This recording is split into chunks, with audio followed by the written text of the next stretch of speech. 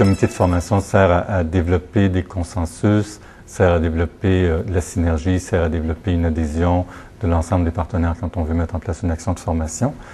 Elle sert aussi à définir la pertinence de la formation parce que les gens qui sont là, généralement, connaissent bien la réalité d'emploi, donc elle peut aider à mieux cerner les besoins.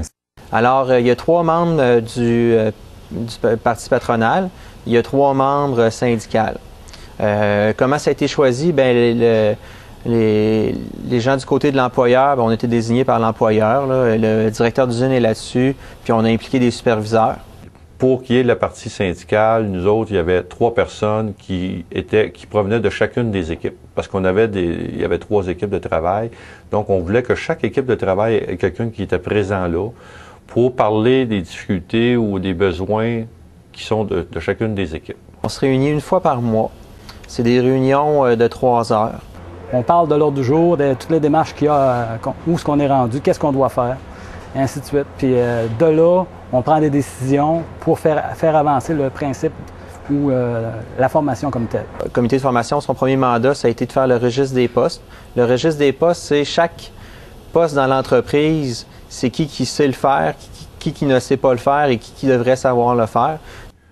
On regardait les besoins, qu'est-ce qui s'en vient, le poste, c'est qui va donner la formation, et y a-t-il des choses en formation générale qu'on doit prévoir? Avant, c'était de la formation sur le tas. C'était la personne qui arrivait à son poste de travail, on la plaçait là, puis on lui dit, bon, ben maintenant, t'apprends. Maintenant, c'est plus ça, on a des formateurs en place qui sont choisis par les membres du comité de formation. Ensuite, il y a un plan de formation qui est développé par ces formateurs-là, c'est des employés de AP, qui vont ensuite transmettre le cours aux nouveaux employés. On fait un bilan de ce qui s'est fait dans les derniers mois en formation et on voit ce qui a marché, ce qui n'a pas marché, ce qu'on veut améliorer et ensuite, qu'est-ce qu'on prévoit faire pour la prochaine année, encore avec des suggestions, des idées nouvelles et c'est de regarder vraiment ça. Parce que le comité va tout prévoir. Former les gens, s'assurer d'avoir de la relève, s'assurer que les connaissances sur les équipements sont toujours maintenues à un niveau très performant. Ça aide énormément parce que le comité de formation, il y a les membres du syndicat qui sont dessus. Puis les membres du syndicat, s'il y a un problème, vont rencontrer l'autre membre du syndicat. Puis entre syndiqués, ils se parlent.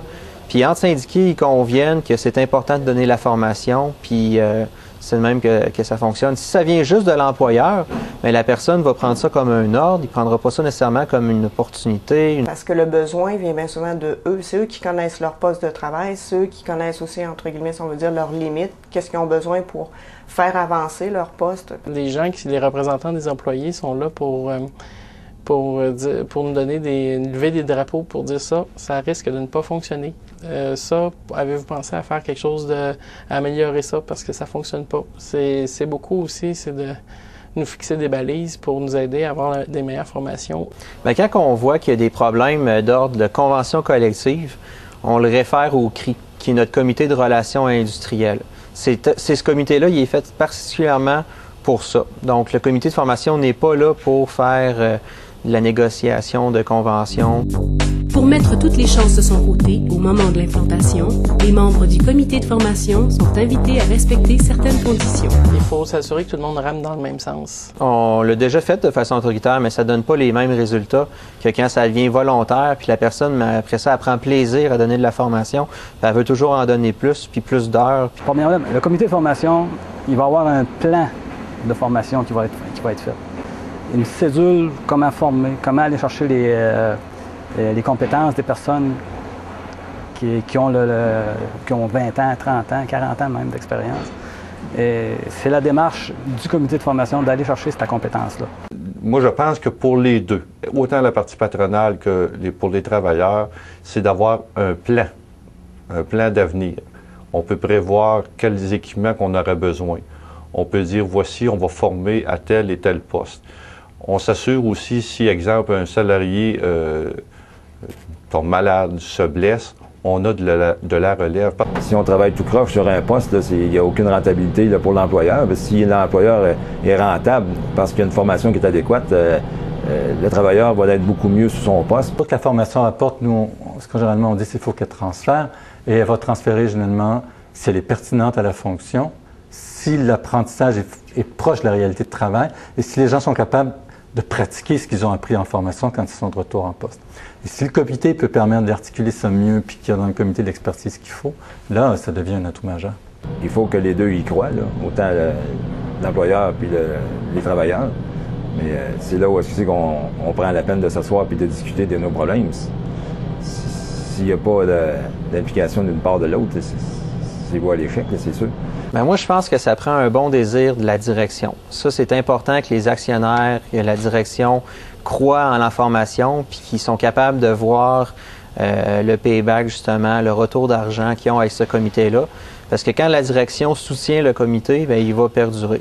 Non, le travailleur n'a pas de réticence à avoir de la formation, puis même qu'il en demande souvent beaucoup plus que...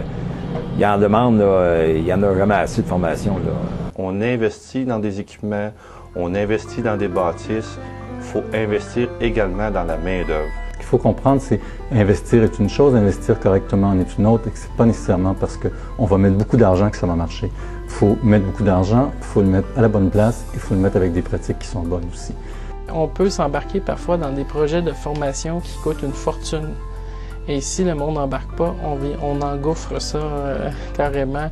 Il n'y a personne qui n'a rien retenu. Et on s'en ramasse à la fin de l'année avec une grosse facture et tu te dis, ben, qu'est-ce que j'ai eu pour ça? C'est rien. Donc, c'est de s'assurer que les formations qu'on a soient rentables pour l'organisation. C'est d'abord avant tout ça, le payback. Et on est en comité, la qualité de la formation risque d'être supérieure. C'est une hypothèse qu'on peut faire en autant que les besoins de formation soient vraiment considérés par le comité. Si c'est le cas et que la formation est bien faite et tient compte vraiment des besoins, à ce moment-là, il peut y avoir un lien entre le retour sur l'investissement et la présence d'un comité.